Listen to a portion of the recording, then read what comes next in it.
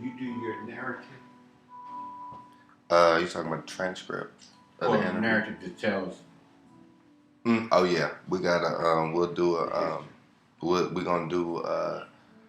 I think we're gonna do the narrative part. I don't know if we're gonna do it just on William Penn or if we're gonna do it on High Point. Yeah, but I think it's just gonna be on William Penn. The next one for next semester is I think it's gonna be High Point as a whole. Okay. Because we got. So mainly you're concerned about where you've been. Mm-hmm. Right now, as it this one. You see it. Look. Now William Penn, that you get to see it. Mm-hmm. All right, you can start there anytime you want to, Mr. Clark.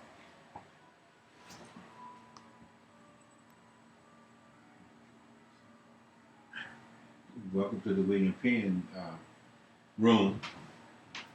William Penn was actually closed in 1968.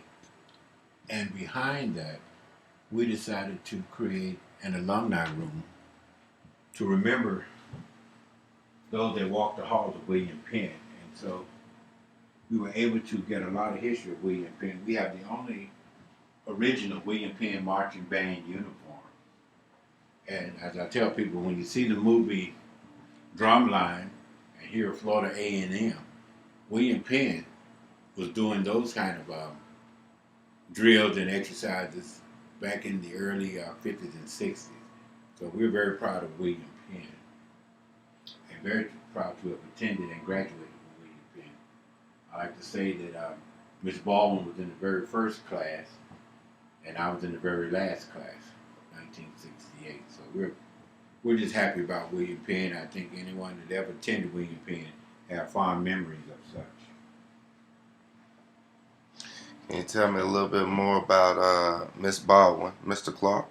Miss Rosetta Baldwin attended William Penn, but before it was called William Penn, Miss Baldwin attended when it was called the High Point Norman Industrial Institute. And she was in the early class of that. And it changed its name to William Penn in 1923. But Miss Baldwin had already graduated from there and went on to Oakwood College. And when Rosetta Baldwin came back, she was one of the first teachers to teach at Leonard Street School, which is now the High Point Police Department. And so Miss Baldwin opened up her own school here in this house in 1942 in the living room after the death of her father.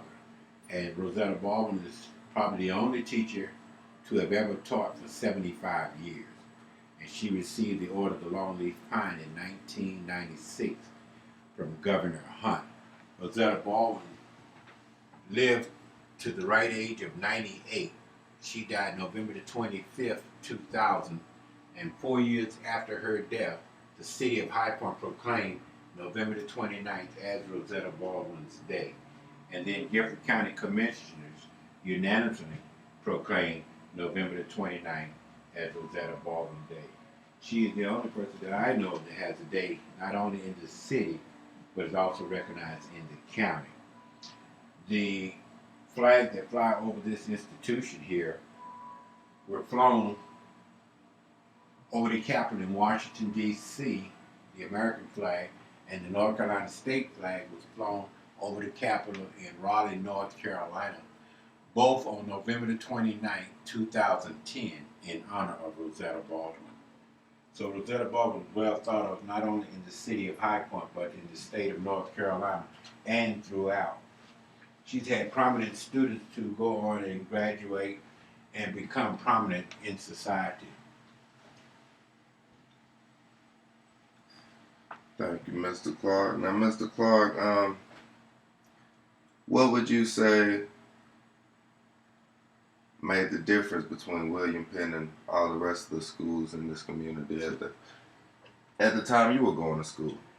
The thing that made the difference probably most was there was a personal interest from the teachers toward the students. Not only did they personally care about it, but they lived in the community with the students. And they also attended the church of the students. So therefore it was more of a family type of setting. And they were determined to make sure that you got the tools that you needed to be successful in society. They even though we were handicapped at times with the books that was given to us, they made sure that we did not miss anything and that we received all that we could get to be successful. Thank you, Mr. Clark.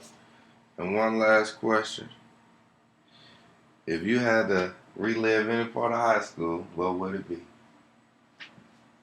1968, when I received my diploma. I think that was the best year because I think that same year we came out as the state champion of the basketball. And we knew our class were very prominent and very equipped because Mr. Burford allowed us to come up with one main motto.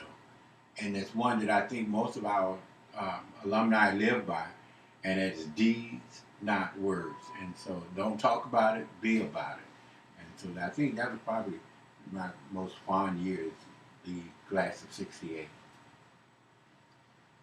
Thank you, Mr. Clark. This is Ivory Bridgewater with the High Point History Detectives, and I've interviewed Mr. Julius Clark today on December 4th.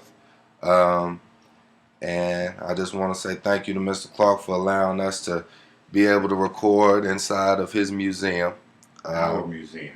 Our museum, the High Point Museum. It is called the Rosetta Baldwin Historical African American Museum. It is indeed our honor and privilege to have you here. We hope that we've been able to share something with you that you can share with others to let them know that the African Americans have made a vital contribution to the development of High Point as well as this nation. Thank you, Mr. Clark.